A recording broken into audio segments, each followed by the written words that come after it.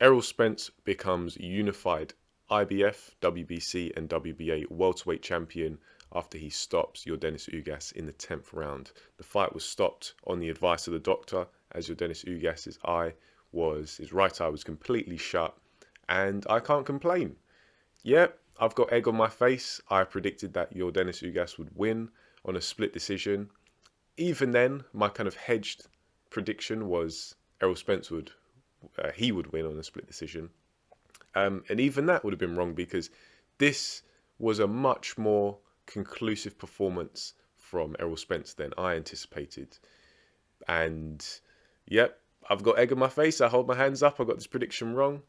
But let's get into it. So, round by round, both guys came out in the first round and making use particularly of a jab to the body.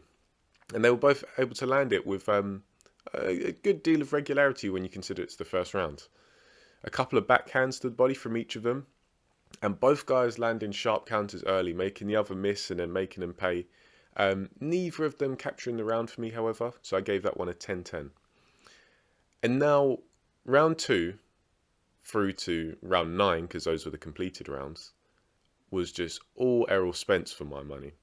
In the second round, it was a clear Spence round. He even landed some clean body shots in combination. Ugas was landing a couple of shots here and there, but for my money, based on what I saw of Ugas, he seemed to be, suffering from some paralysis by analysis, because when he'd let his shots go, he had some deal of success. He'd be able to land to the body, to the head, but he just wasn't letting the shots go. There was just too few and far between. And this pattern really went on for the rest of the fight. Round 3, there was better feinting from Spence. Another Spence round, in my opinion. Ugas was finding the range and timing on some right-hand counters, and it looked like the fight was starting to really take form and take shape into a good fight. Still gave that round to Errol Spence.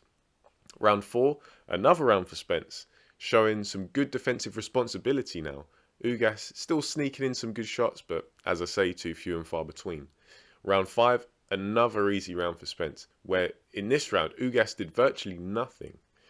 Round 6, okay, something interesting happened.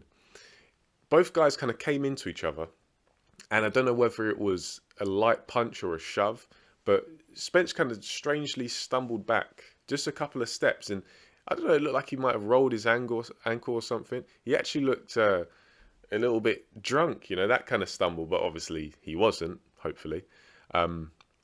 And shortly after that, he took a very short right hook to the jaw, and it looked like he was wobbled by that because he kind of froze a little bit. Sometimes fighters get hit with a big shot and they freeze, and then a fight like the opponent follows up and takes him out. But on the slow-mo, it showed that Spence's mouthpiece actually came out. And at first, I was kind of thinking, was it knocked out or was it spat out? But on the replay, it did show it was actually knocked out. But after it was knocked out, Spence kind of momentarily paused, a bit of a rookie error, expecting the referee to stop and let him put his mouthpiece back in. But rightfully, even as the commentary said, rightfully, Ugas carried on punching because the referee didn't call a halt to the action. Spence kind of turned away his body, took a right hand, fell into the ropes. So there's a little bit of a grey area there, but basically when the replay was shown, it was basically, okay, his mouthpiece came out, Spence anticipated the referee would stop the action, he didn't and took a shot. That was all. However, there was a little bit of controversy coming in afterwards where, so Spence's mouth guard is out. He's been rocked a little bit by the right hand that sent him into the ropes. And now Ugas is starting to close down the distance on Spence, who, as I say, is visibly rocked. Not too heavily, but he's still a bit buzzed. And Spencer's got his back to the ropes and he's edging towards a corner, and Ugas is right in front of him, looking like he's gearing up to set something up. And then the referee decides to call Spence back to his corner to have his mouthpiece put back in. Bit fishy for me. And now I know the rules say, or referees often wait for a lull in the action before they replace a fighter's gum shield or take him back to their corner to have it replaced. But I don't know. This was just as Spence was about to get backed up, and now no shots are necessarily being thrown, but Spence was clearly buzzed, and it could have potentially been a pivotal moment for the fight. I'm not going to say for sure that it was going to be, but potentially. And when you consider that this was in Texas, and you have to imagine there is a lot of what do you call it? A lot of power behind Spence, a machine behind Spence. Yeah, I'm not sure about that. I would have, at least if that little stretch would have carried on for a couple more seconds, I'd understand if the referee would stop it then. But the fact that he stopped it pretty much as soon as Spence's back was in the ropes, I don't know. But it didn't really make much of a difference because after that round, after Spence had his mouthpiece replaced, he recovered well, and I actually gave him that round. You know, the two punches that Ugas landed, which visibly shook up Spence, wasn't enough for me, and Spence actually landed some of his own offense towards the end of the round. Round 7, by this point, Ugas was just being turned into a human heavy bag, and damage was starting to show, especially around his eyes. He started to get really puffy. Round 8, the doctor was called to the ring for the first time to check on the right eye of Ugas. But the fight continued, only for Spence to continue pasting Ugas. Round 9 was another routine round for Errol Spence, but Ugas did try and land some clean body shots, and he had a little bit of success. But once again, too few and far between. Round 10 comes, and the fight was stopped on the doctor's advice because Ugas' eye was completely shut. And I can't complain at the stoppage because at the time, halfway through round 10, I was thinking, surely, Ismail Salas, Ugas' team should look at pulling him out or at least keep an eye on him because he's getting nothing done. He was completely outgunned, completely outworked, completely outmatched.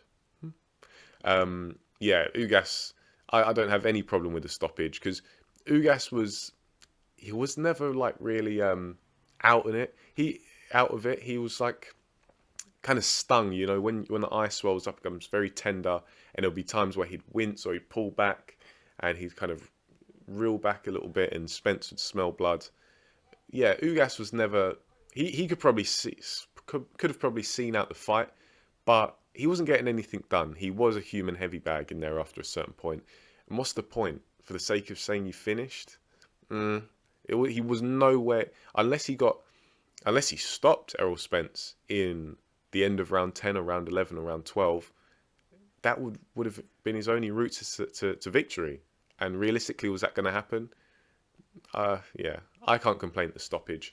So yeah, Errol Spence, for my money, looked $1 million. He not only looked good physically in terms of his physical condition and, not showing any signs of residual damage from the car crash, but he actually took his boxing to another level. Some people kind of respectfully outed me in the comments of my pre-fight video saying maybe I'm selling Errol Spence a little bit short in terms of his technical ability. And I responded to them that I didn't want to make out as if Errol Spence was some kind of technical slouch, he's just some big guy. But I always wanted to see a bit more from Spence, a little bit more diversity, a little bit, I don't want to say slickness, but a bit more cuteness, a bit more subtlety. And for my money, he showed that in this fight. So I've got to give full credit to Errol Spence. This is something I said in the lead up to this fight for weeks. If Errol Spence wins this fight and wins it legitimately, he deserves massive credit.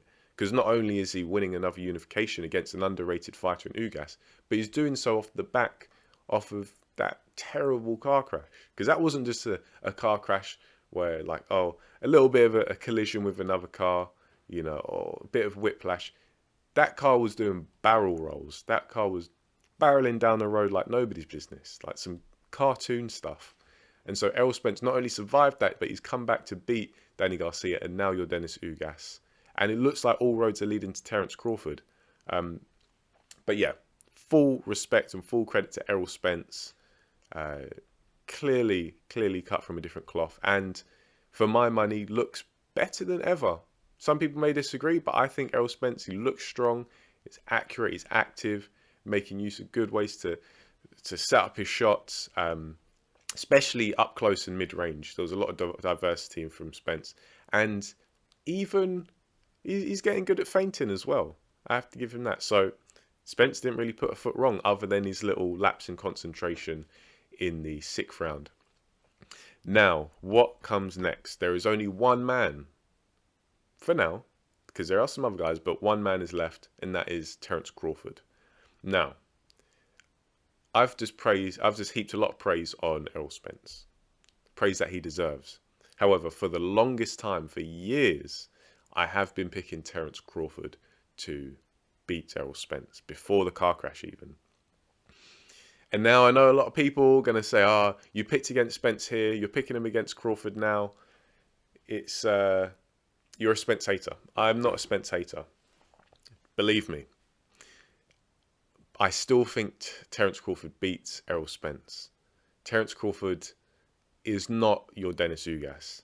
He may not be as strong, but he's still strong in his own right. And I think many people would agree with me that in terms of skill, Terence Crawford is still leagues above Yordenis Ugas. However, what I will say is, I do think the fight is much more interesting now, because Spence does seem to... He's displayed a bit more of that ability that he does have. So, yeah, I'm still picking Crawford, but this is Errol Spence's day. He's got the 3 belts now. So realistically, Terence Crawford has to come to him if you want to talk about terms and stuff like that. So Errol Spence, he's the man of the hour right now. Well done to him. Yeah, very impressive performance. Didn't really put a foot wrong. Trying to think, is there anything else I want to say in this fight? No, I think that's all from me for this one. Where do you think Yordenis Ugas goes now? Because it was that defeat number 5. And I know he's got a couple of controversial defeats, fights that people think he should have won. So yeah, maybe he just calls it a day. Maybe he tries again. Maybe he fights Terence Crawford. Who knows? I suppose it'd be interesting to see. But we all know Errol Spence needs to take on Terence Crawford. If that fight doesn't happen next, yeah, that's no good. That's not good enough. Unless he was to fight Jaron Ennis next. But realistically, wouldn't you like to see Undisputed happen first and then the winner of that fight, Jaron Ennis? If you even think Jaron Ennis warrants or deserves a crack at the Undisputed title. Who knows? But leave it in the comment section below. I'll get back to you. Yes, feel free to rub it in. I got this one wrong, but I'm willing to hold my hands up and admit that it's all fun and games. Leave it down below. I'll get back to you. Thanks for listening as always, and I'll catch you in the next video.